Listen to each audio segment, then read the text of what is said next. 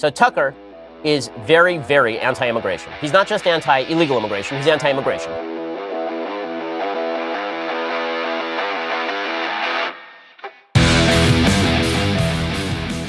We're not intimidated. We plan to try to say what's true until the last day. We have another controversy that has broken out regarding Tucker Carlson on Fox News. Now, let me preface this controversy by saying this. The left has now engaged not in boycotting, but in blacklisting. Okay, the reason I say they've not engaged in boycotting is because they're not actually boycotting products. What the left does is they find somebody they don't like, and then they decide to make a few phone calls to the advertisers on that particular program. And the idea is that if they make a few phone calls, then the advertiser will take it as though there has been a mass outpouring of rage at the advertiser for being on the particular program. And that's not the way advertisers work. Advertisers don't sit here and listen every day to the Ben Shapiro show. They don't sit there every night and watch the Tucker Carlson show and they go, you know what? I love Tucker Carlson. I'm putting my ads on his program. That's not how ad buying works. Advertisers go to an advertising agency. The advertising agency looks to see where there is unused inventory and how much it costs and how many viewers they can get for what price. And then they go back to the advertiser and they say, for X number of dollars, you can reach X number of viewers on the following channels: Fox News, MSNBC, CNN. And that's how all of this works. So it's not like the advertisers are sitting there going, I approve this message from Tucker Carlson, or I approve this message from Ben Shapiro. That's not how any of this works. What the left has done is they have sought to destroy the marketability of political content they do not like by basically blacklisting companies by blacklisting the shows and then trying to blackmail the companies into not advertising on those particular programs. And let's not pretend that the left is honest about how they do this. Let's not pretend that the left is just seeing stuff they don't like, seeing stuff that is truly inappropriate and terrible and saying, we can boycott, because that's a bunch of nonsense. Joy Reid is still on MSNBC after all the things she said years ago. But Laura Ingraham was subject to a basic advertiser blacklist because she made a snide comment about David Hogg, a Parkland shooting survivor who was eminently political. You remember this. This happened a few months back. It was absurd at the time. Well, it's absurd when it comes to Tucker, too. I'll explain why in just a second. But the point here is this. An advertiser should know this. There is no actual advertiser backlash when you advertise on a program that half of Americans agree with. There is no advertiser backlash. It is a giant lie. I know it's a giant lie. How do I know it's a giant lie? I ran a company, well, it was actually a nonprofit, called Truth Revolt. It was specifically designed to counter Media Matters. Media Matters is a group on the left that astroturfs these quote-unquote boycotts that are not in fact boycotts. The reason I'm not calling them boycotts is because no one is avoiding buying a product from these companies because they advertise on Tucker Carlson. IHOP pulled advertising from Tucker Carlson over the last 48 hours. IHOP's business was not in any way threatened by advertising on Tucker Carlson. The number of people who were not going to buy pancakes the next day because IHOP was advertising on Tucker Carlson was 0. And maybe it was 5. And we know this because the left tried to do the same thing with Chick-fil-A. You remember this. They tried to say that Chick-fil-A, because Dan Cathy, the owner of Chick-fil-A, is pro-traditional marriage. They tried to say, okay, we're all going to boycott Chick-fil-A, but it was going to be like an actual grassroots boycott. All that happened is more people went to Chick-fil-A. Advertisers are so afraid of blowback and publicity because all they want is to get their products to you, the listener. They don't want any association with any political view. But what the left is intent on doing is fundamentally destroying the market for politics. So what's going to happen?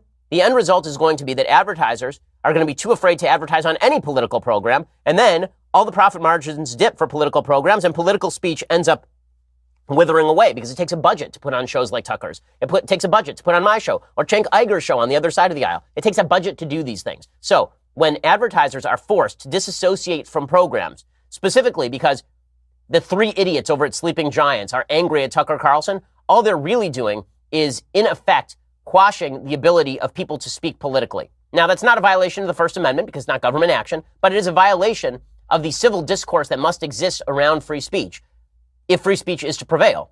If you actually want to see an open market for ideas, you have to not target advertisers for broadly advertising across a variety of programs.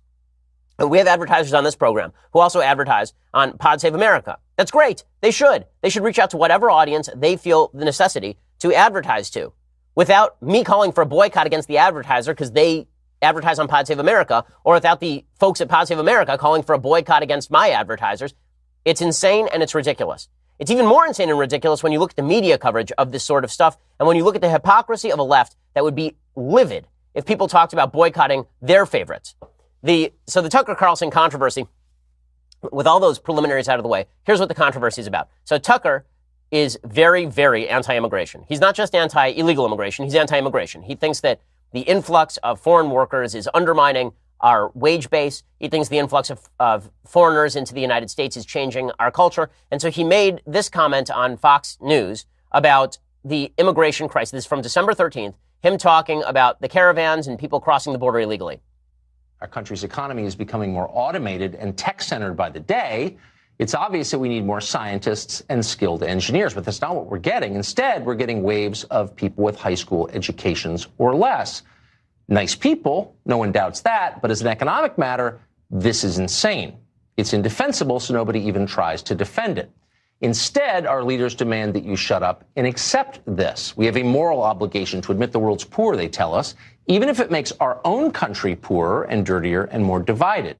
Okay, so it was the comment, poorer and dirtier and more divided, that people decided to take out of context. So there's two ways to read that. One is the way that schmuck Michael Avenatti read it. So Michael Avenatti, who can always be trusted to have the worst take on any possible situation, tweeted out, if an executive or employee at any of the Fox News advertisers called a fellow employee dirtier or poorer, they would rightly be fired. This isn't about free speech. It's about racism and bigotry. Tucker Carlson must be fired immediately and the advertisers boycotted. Okay, so first of all, I love when people say stuff like this isn't about free speech. It's about racism and bigotry.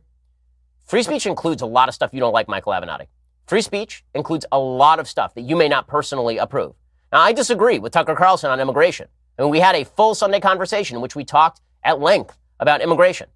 So I tend to be much more libertarian than Tucker is when it comes to immigration. But there are two ways to read those comments. One is the sort of, well, they're brown people coming in, and so they are dirtier or something. Okay, that is not what Tucker meant. What he actually meant was clarified on his show the next day, right? He went on and he said, what I mean is that when people come from places that are poorer and they don't have educations, so naturally our country is now getting poorer because more poor people are entering the country.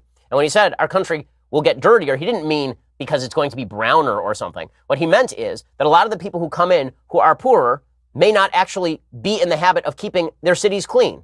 And he makes a reference to Tijuana. He says, well, Tijuana is dirtier and poorer. Okay, that's inarguable. It's inarguable that Tijuana is dirtier and poorer than Los Angeles. Right? These things are just inarguable. People decided to read this in the worst possible way. Why? Because there's a motivated group of people who want to take Tucker Carlson off the air. Let's be real about this. This is not a bunch of good faith folks who have decided, you know what, I am so offended by that thing that Tucker Carlson just said that now I've decided his advertisers must pay. This is a bunch of people who are sitting there waiting for a comment that they can take out of context so that they can then go after people they already don't like. This is the game. We do it on Twitter too.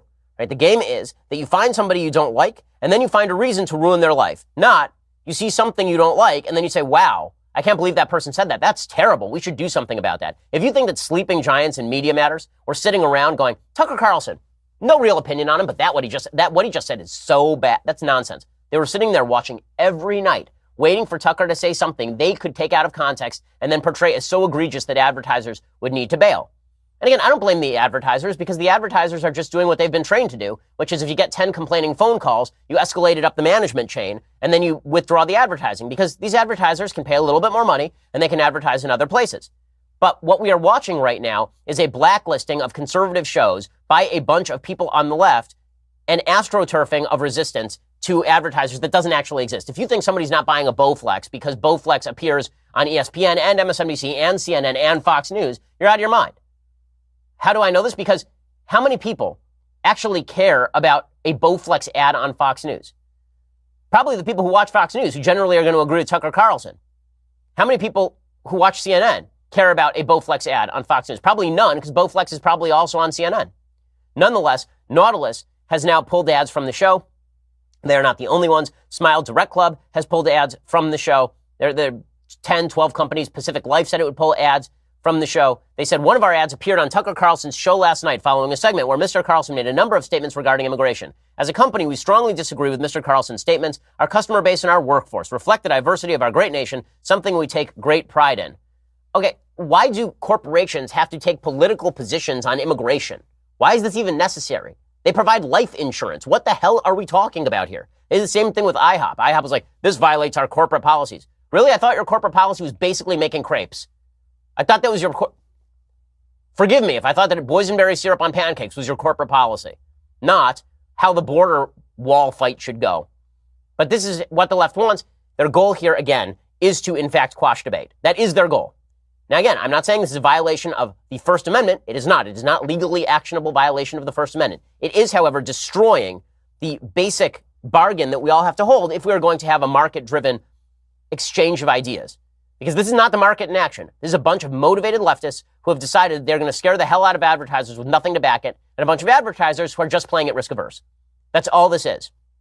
And advertisers should know that, by the way, for every boycott that is pulled like this, for every attempt to pull from Tucker Carlson's show, there will be more blowback on them from the right than there would have been blowback on them from the left for being on Tucker's show to begin with.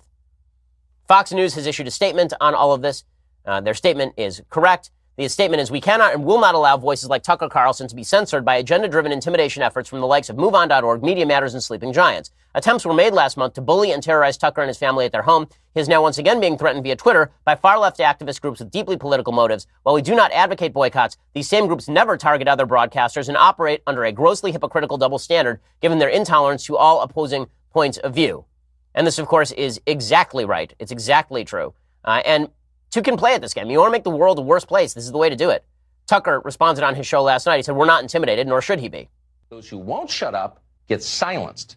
You've seen it a million times. It happens all the time.